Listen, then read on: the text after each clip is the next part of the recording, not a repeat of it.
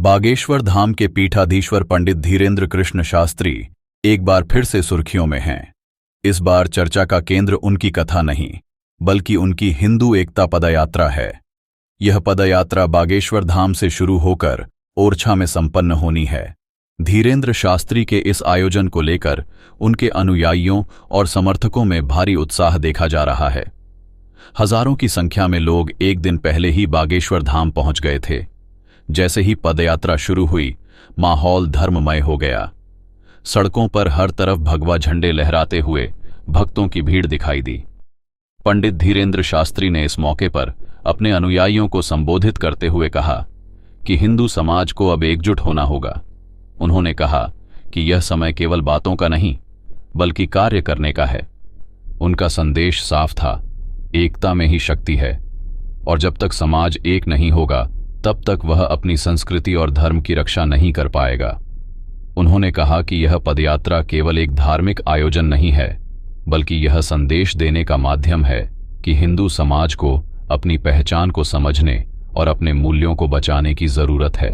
इसमें दंगे बचाने के लिए एकता की नींव रखी जा रही है। इस यात्रा के माध्यम से ये दंगों के लिए यात्रा नहीं है, देश के दंगे बचाने के लिए यात्रा है। जो जात पात के नाम पर दंगे होते, अंग्रेज और पिछड़े नाम पर दंगे होते, ऊंच नीच के नाम पर होते दंगे, छुआछूत के नाम पर दंगे होते, दलित दूल्हों को घोड़ों पर नहीं बैठने दिया जाता, उसके नाम पर दंगे होते और शासन को मशक्कत करनी पड़ती।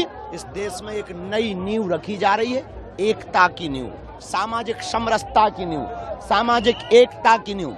शहाबुद्दीन जी से यही कहना है कि अपना ज्ञान अपने मजहबी लोगों को दें, हिंदुओं को देने की आवश्यकता नहीं है।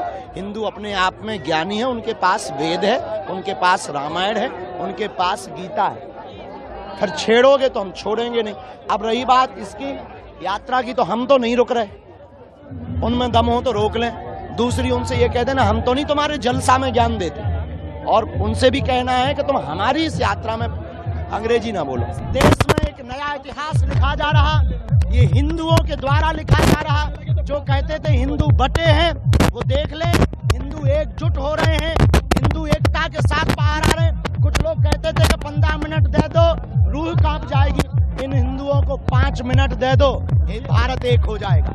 पदयात्रा में भारी संख्या में लोग शामिल हुए, जिनमें बुजुर्ग, महिलाएं और युवा भी बड़ी तादाद में थे।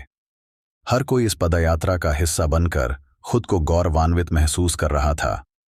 जय श्री राम और हिंदू एकता जिंदाबाद जैसे नारे गूंज रहे थे।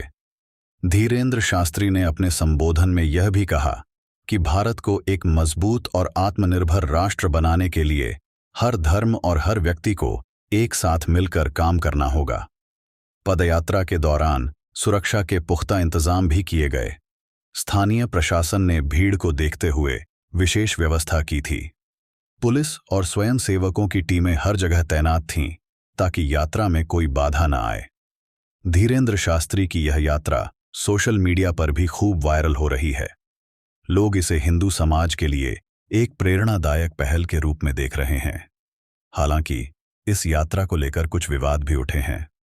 कुछ आलोचकों ने इसे राजनीतिक रंग देने का आरोप लगाया है, तो कुछ ने इसे धर्म के नाम पर समाज को विभाजित करने की कोशिश बताया। लेकिन धीरेन्द्र शास्त्री ने इन सभी आरोपों को खारिज करते हुए साफ कहा कि उनका मकसद सिर्फ और सिर्फ हिंदू समाज को एकजुट करना है। ओरछा में जाकर इस यात्रा का समापन होगा, लेकिन इसके बाद भी धीरेन्द्र शास्त्री के इस कदम की चर्चा लंबे समय तक होती रहेगी। यह यात्रा न केवल धर्म के प्रति उनकी निष्ठा को दिखाती है, बल्कि समाज में एकता और भाईचारे का संदेश भी देती है। अब देखना यह है कि इस यात्रा का क्या प्रभाव पड़ता है और क्या यह हिंदू समाज को एकजुट करने में सफल हो पाती है या नहीं। लेकिन एक बात तो तय है कि धीरेन्द्र शास्त्री ने अपने अनुयायियों के दिलों में एक नई ऊर्जा और विश्वास जरूर भर दिया है। आज हमारे साथ जुड़ने के लिए धन्यवाद। लाइव अपडेट के लिए हमें सोशल मीडिया पर फॉलो करना ना भूलें और हमारे चैनल को सपोर्ट करते रहिए।